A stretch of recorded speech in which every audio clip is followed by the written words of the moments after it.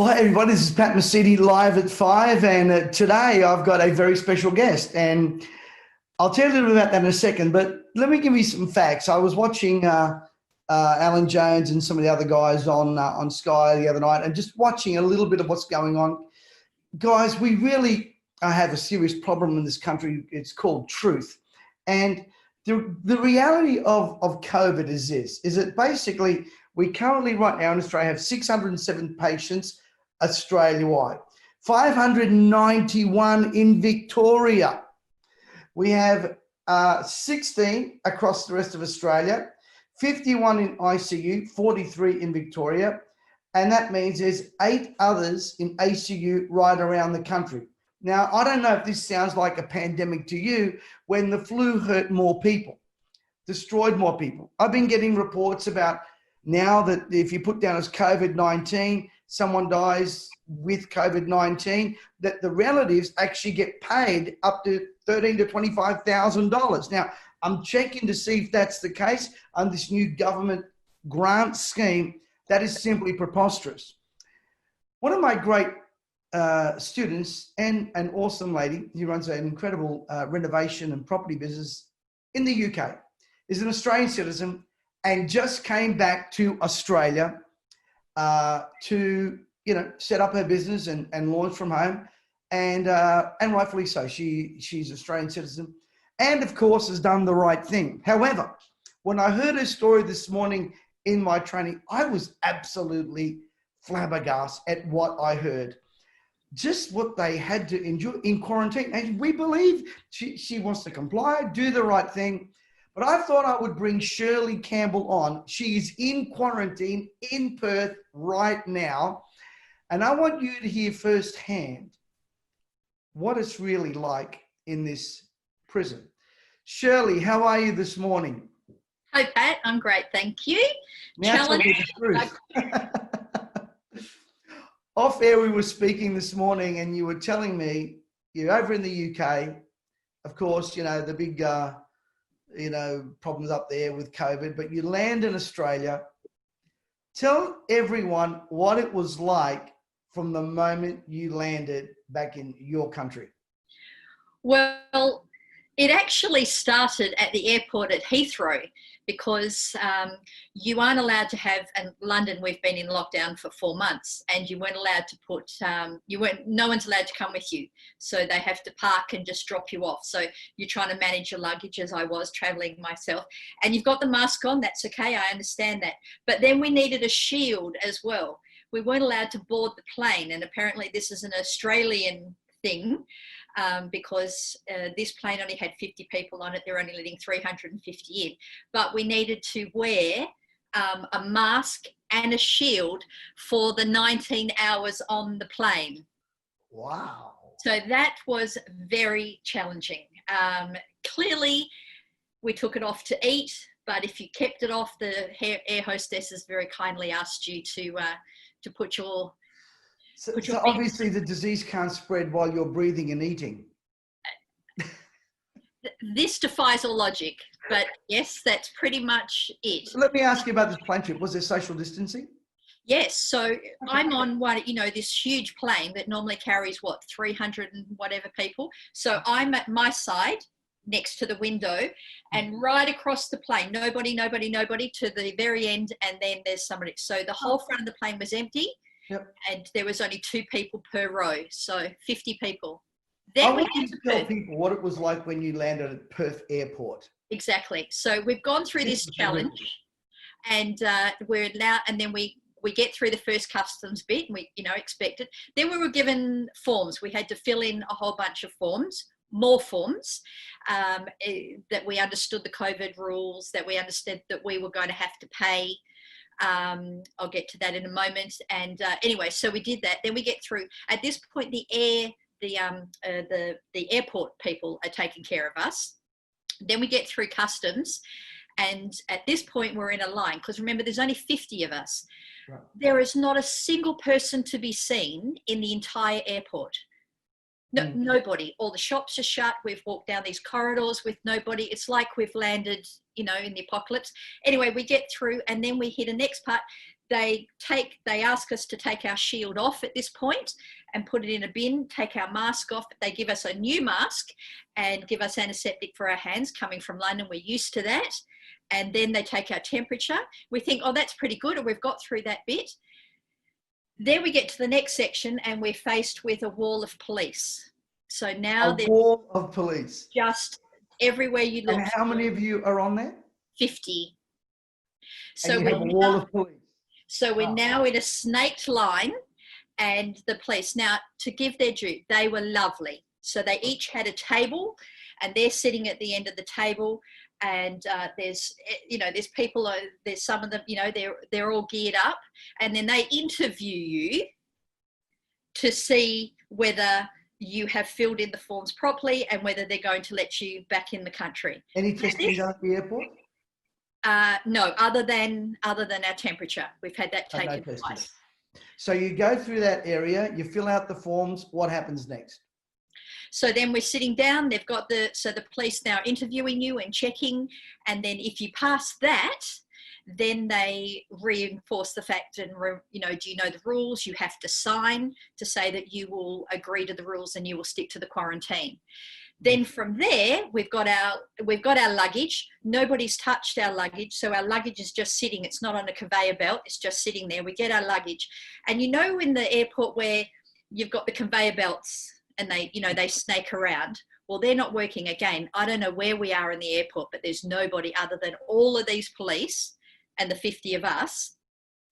They have a little plastic chair, like a school chair, that is following the snaked conveyor belt, and we have to sit at this point, because we've not been told where we're going to go, so we can't tell our loved ones what hotel. It's a complete secret. You have no idea where your hotel's going? No idea. Zero. No idea. No idea where we're going. And at that point, when we get our little plastic chair, then we're told, in my case, they're told which hotel I'm going to, and we had to sit on our little plastic chair and wait. Then they took us 12 of us at a time, like in a line. We walked like one after the other, and we snaked through, and we went out into that, because now it's 9:30 at night, and there's buses lined up with police with flashing lights in the cars. There are police that are fully geared up, like guns, the whole thing, military.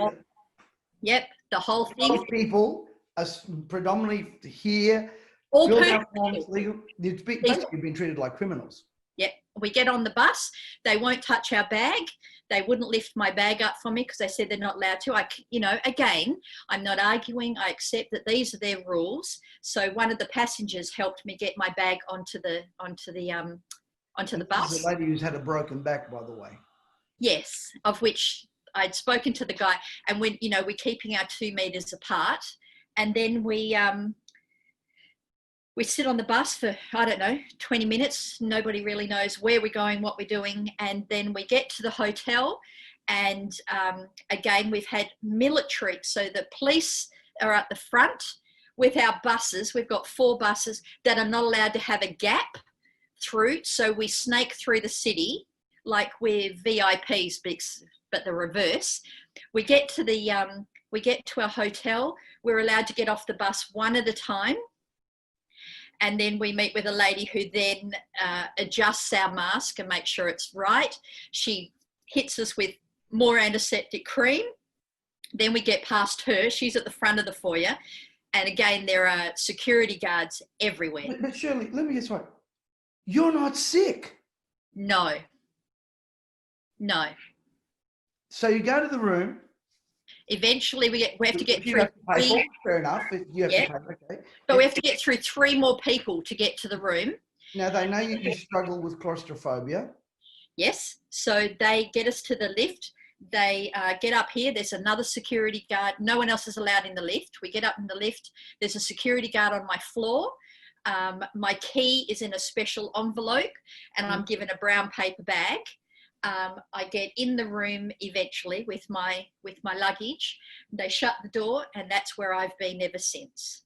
Now, you were telling me that your meals are delivered in a brown paper bag. I've got one here. I took a shot at you snuck a photo of the trolley in there, and just help me. This is a lady who they know struggles with claustrophobia. And we're all okay with a quarantine. We're all okay with that. But the fact that you are treated like you're ill. Now, you were tested, correct? Yes, so on the second day, they came to my room and did a COVID test. On the second day? Yes. So you were there 48 hours before you even got tested? Correct. Yeah. So you get tested. Yep. And you ask when I you get the result. Exactly. And they said about 48 hours, but we won't call you if you're clear. We will only call you if you have the virus, and then we'll go to the next step. So I explain, Yep. or ask, well, if I'm tested and I come back negative, you're not going to ring me, but can I leave? And she said no. And I said, I'm not trying to be difficult. I just want to know if I don't have the virus. You've tested me. I don't have the virus, and technically that will be 4 days or 5 days, depending upon where you draw the line. Why am I staying? And she said, well, you'll be tested again on day 11, and then we'll get the results on day 13. And then if you're clear, you can leave on day 14. And I said, but you're not. But you don't. But I'm you're not sick. No. The incubation period and the results would have shown immediately. I mean, from what I understand of testing, to me, it sounds like you're here, stick by the rules, and don't confuse us with the facts we've made up our mind. And, they are a doctor ring or a doctor or a nurse, and sometimes twice a day, because obviously on my file somewhere says that I have claustrophobia and I'm struggling quite a bit, because we are none of the COVID hospital, it feels like that, none of the hotels are allowed to have any windows. All 3 hotels. No windows at all. No, we're not allowed to. There's no way. No. No, because the Did you know a prisoner can go for a walk in a prison cell, but you can't open up a window? No. How is anyone going to get COVID-19 from where you're up on whatever floor you're in? And I mean, you show me the window where you're at. It's a bit absurd to me. But the good thing is, Shirley, is you're developing your courses, which is a good thing there. And I'm working. I've got to tell everyone, Shirley, her name, your Facebook is Shirley Campbell. Okay, what's the give us the SC Success. SE Success. Yep. So Shirley's cooped up. SE Success. She's cooped up in a room in WA. Wants to do the right thing. Is there any human contact whatsoever for you? No. They, when they deliver our brown paper bags, they do 2 knocks on the door. You have to wait 20 seconds and then you're allowed to open the door. So they're not allowed to be out. You look through the little keyhole. That's part of the rules. We got 7 pages of rules that I read through. But you're not sick, Shirley. No. This is what I'm not understanding. And yesterday I said that we are being treated like we are all patients in an experiment. You asked to be tested. I will let you know. Oh, only if you're sick. Well, you have a right to know if you're not sick. That's how I would see it. We're not going to call you, so you have to live in this state of. Well, it sounds pretty disgusting to me. I just decided that if they didn't call, I'm not sick. So there are so many rules at the moment that it's difficult to manage. So you How do you feel emotionally, knowing that you're not sick? You're an Australian citizen. You've come back from the UK. I'm conflicted, to be honest, because half of me, because I'm a good girl and I like to follow the rules, and I understand that Western Australia doesn't have any COVID and that's how they want to keep it. So half of me understands that that's what they're saying, but the other half of me is confused that I feel like I'm treated as a prisoner. I've done everything at the airport. We never, no, everybody was lovely. None of us complained. We all did exactly what we were told. And some of the, people are great people. That's it. We all, we all understand. But now I've been tested and clearly they haven't rung me. So I'm not sick. I'm struggling now to understand why I can't leave. That's the bit I'm struggling Look, there's a lot of questions out there that people got. These draconian laws aren't helping. And I just got an article from the Lancet magazine that actually stated, reputable medical journal, that the lockdowns and everything they're doing actually do not work and do not stop the spread of the virus. That's pretty scary. Yeah. Shirley, look, I know that you're busy, you'll get that mind of you're busy and active. And I just wanted to hear firsthand from someone. You know, people say, oh yeah, you're in a hotel, enjoy yourself. You can't move. It's not like you can go out and go by the pool and sunbake, is it? And it's not like you'll get. Do you have the paper bag there with that? I do. But that's a really important point, Pat, because a lot of people, particularly on social media, are saying exactly that. You're in a 5-star or a 4-star hotel. What's to complain about? Well, I've got nowhere. I'm locked in a room. I can't go for a walk. Exactly. It's not fun, but yes, I have my brown paper bag. This is my breakfast today. Would you like to see what goodies are in here? Show me the goodies for breakfast. So the thing is, breakfast, the good one is that you get a little box. In the box, there is some cereal. Now, we're not allowed bowls or plates. This, I'm still struggling. No bowls or plates. We have no cutlery. We've got 2 china cups and 2 teaspoons. That's it. So every day, some plastic knives, forks, and spoons arrive. But for breakfast, it's a somewhere in here there'll be a wooden spoon. It's like camping. So you tear the plastic off, and then you open it up, and you pour your milk in, and you eat it with a wooden spoon. I haven't done this since I was 7 years of age, going camping with my mum and dad. So this is actually not so much fun. And you also get, because you're not allowed anything hot, because the only thing we have in our room is a bar fridge. So we've got no way of heating anything up, and a kettle. No way of heating anything up or whatever. So we get a dry bun and a boiled egg. Well, you could be in Long Bay jail and be treated better. Probably. And it would cost us less. Do you know what statistics? And for those watching, I'm going to let Shirley go back to her busy, luxurious lifestyle in the hotel. The average cost that it's cost us right now, you can see the deaths that have happened in our country. Watch this. It's cost per death, staggering, $1.2 billion. Lord. 1.2 billion. That's the cost to the economy. And on top of that, now they're saying that the mental effect on the young people, government just released a financial incentive for the young people who are on the brink of depression, suicide, major anxiety. The cure, which is not a cure, is worse than the problem. And we're seeing that. We're seeing, even with this whole quarantine thing, you're not sick. You've been tested. Yeah. I don't understand it. Now, there is that 2-week period, but it doesn't make sense, especially the way people are being made to feel. Shirley, anything you want to say? I'm sure we'll probably get a bit of a reaction from this, but they nice. They recognise and others to be nice. Go ahead, Shirley. They recognise this because, there's a doctor or a nurse or both ring every day to check on my mental health. Now, I don't know how many doctors and nurses' time is being taken up checking that we're okay, because they're recognising that it's challenging for all of us, but for some of us, even more challenging.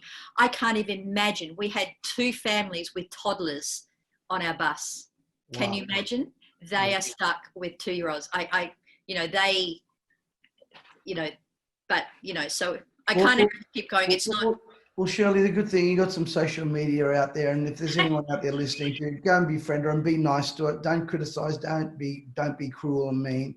I don't envy your position at all, but Shirley, we're glad to have you back home. I'm very excited to be back home. Looking forward to working with you and what you're doing with your business in the future. Thank you. But anyway, guys, 1.2 billion per death. The cost of this has been staggering. Now they're supposedly giving money away if you just put COVID-19 on death certificates.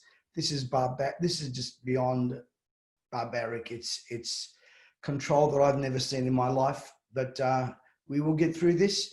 And I think our politicians need to remember we voted you in, or we're not going to forget. So anyway, Shirley, great to have you on at Live at 5. And Thank you for the chat. look forward to seeing you. All right, blessings, Dale. All right, bye. Bye.